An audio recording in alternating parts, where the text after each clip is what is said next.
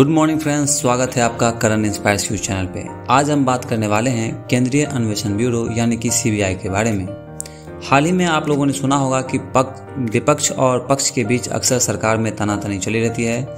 ये लोग सीबीआई पर अक्सर उंगली उठाते हैं, उस पर दबाव डालते हैं। चर्चा में इसीलिए है, लोक शिकायत कानून और न्याय संबंधी संसदीय समिति ने कई राज्यों द्वारा सीबीआई जांच हेतु सामान्य सहमति वापस लिए जाने के मद्देनजर कहा है कि सीबीआई को नियंत्रित करने वाले मौजूदा कानून की कई सीमाएं हैं और इसकी स्थिति, कार्यों एवं शक्तियों को परिभाषित करने के लिए इसे एक नए कानून के साथ बदलने की आवश्यकता है।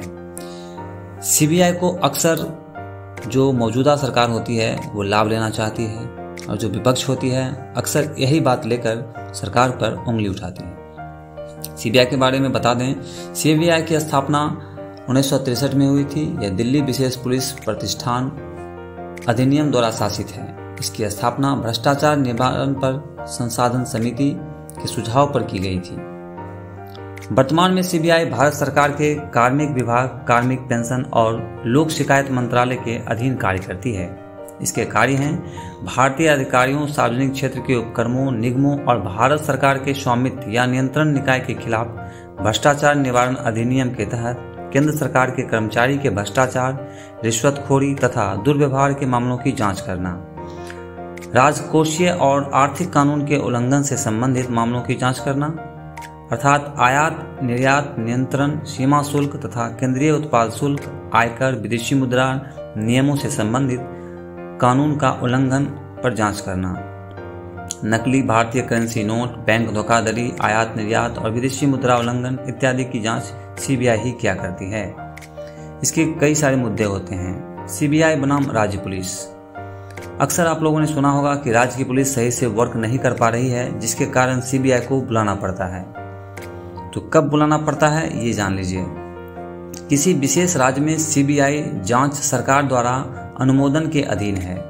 एक राज्य में सत्तारूढ़ दल कभी कभी वास्तविक रूप से और कई बार कमजोर आधार पर सीबीआई को मामलों की जांच करने की अनुमति देने से इनकार कर देता है, जिससे जांच की सीमा सीमित हो जाती है। ओवरलैपिंग, इसका दोहराव भी हो सकता है।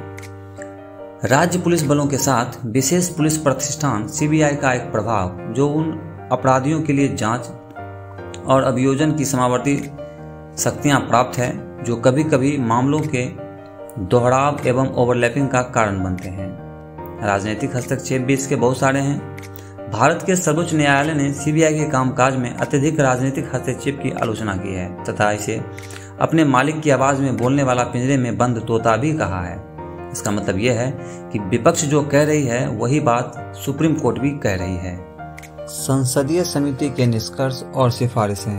निष्कर्ष: सामान्य सहमति की वापसी। 9 राज्यों ने सीबीआई द्वारा किसी भी जांच के लिए आवश्यक सामान्य सहमति को वापस ले लिया है, जिससे सीबीआई को नियंत्रित करने वाला मौजूदा कानून अप्रभावी हो गया है।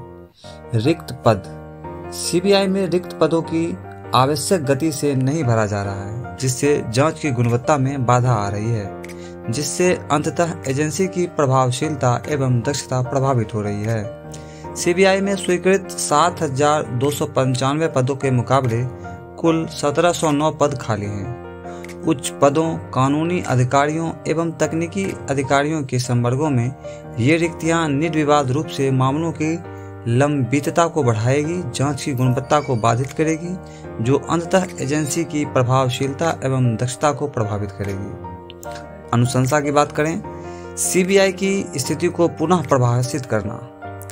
समिति सीबीआई की स्थिति, कार्यों और शक्तियों को परिभाषित करने तथा इसके कामकाज में निष्पक्षता सुनिश्चित करने के लिए सुरक्षा उपाय निर्धारित करने हेतु एक नया कानून बनाने की सिफारिश करती है।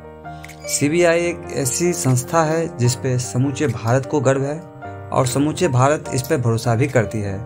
किसी भी जांच में अगर कोई संस्था या किसी राज्य की पुलिस असफल होती है या उस पर भरोसा नहीं होता है तो अक्सर लोग सीबीआई की अनुशंसा करते हैं। चलिए, रिक्तियों को तिमाही आधार पर भरना। समिति सीबीआई निदेशक की सिफारिश करती है कि वह तिमाही आधार पर रिक्तियों को भरने में प्रगति की समीक्षा करें और यह सुनिश्चित करने के लिए आवश्यक उपाय करें कि संगठन में पर्याप्त स्टाफ है। प्रतिनियुक्ति पर निर्भरता को कम करना। सीबीआई को प्रतिनियुक्ति पर अपनी निर्भरता को कम करना चाहिए एवं पुलिस निरीक्षक तथा पुलिस उपाधीक्षक के पद पर अस्थायी कर्मचारी की भर्ती करने का प्रयास करना चाहिए। वाद प्रबंधन प्रणाली। सीबीआई को एक वाद प्रबंधन प्रणाली निर्मित करनी चाहिए जो एक केंद्रीयकृत डेटाबेस होगा, इसके पास दर्ज शिकायतें एवं उनके निपटारे में हुई प्रगति का विवरण होगा। पारदर्शिता और जवाबदेही सुनिश्चित करने के लिए मामलों के आधार तथा वार्षिक रिपोर्ट भी अपनी वेबसाइट पर प्रकाशित करनी चाहिए। सीबीआई के पास दर्ज मामलों का विवरण, उसकी जांच में हुई प्रगति और अंतिम परिणाम सार्वजनिक डोमेन में उपलब्ध कराया जाना चाहिए।